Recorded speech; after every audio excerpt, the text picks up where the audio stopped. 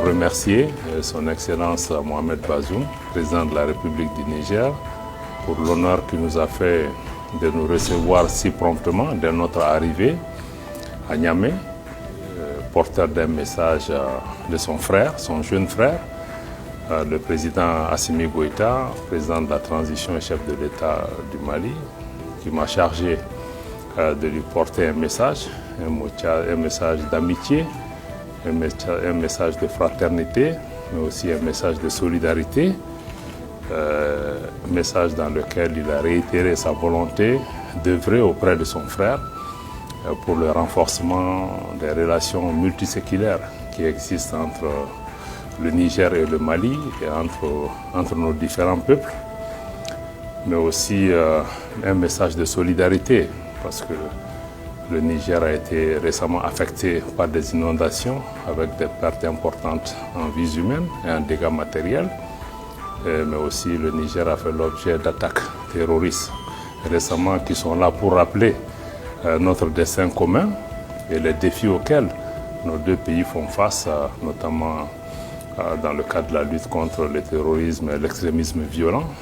Donc, vous savez aussi que le président Bazoum est aux côtés du Mali. Ce n'est pas récent. C'est pas récent. Un des exemples, c'est que je sais qu'au dernier sommet de la CEDEAO à Accra, le président Bazoum a été de ceux qui se sont opposés à la prise de sanctions économiques et de fermeture des frontières du Mali. Il ne l'a pas fait pour le Mali.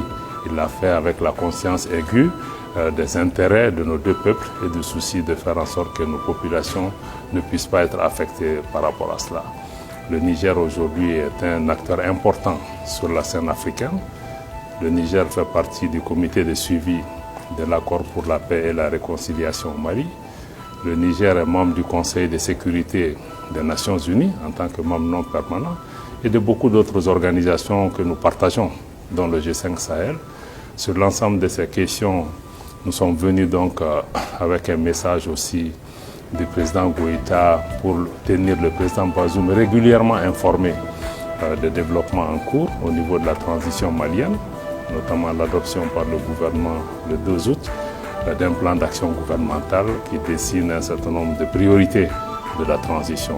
Sur l'ensemble de ces questions, nous avons reçu les conseils et les éclairages du président Bazoum qui partage avec nous la volonté de faire en sorte que cette transition se déroule normalement et arrive à son terme pour permettre à l'État malien de tenir sa place dans le cadre de la lutte contre le terrorisme, dans le cadre aussi du renforcement de nos relations. Donc sur l'ensemble de ces questions, c'est dire vraiment notre volonté commune de continuer à travailler ensemble par rapport aux défis communs qui se présentent devant nous et d'œuvrer aussi au renforcement des liens entre nos deux pays.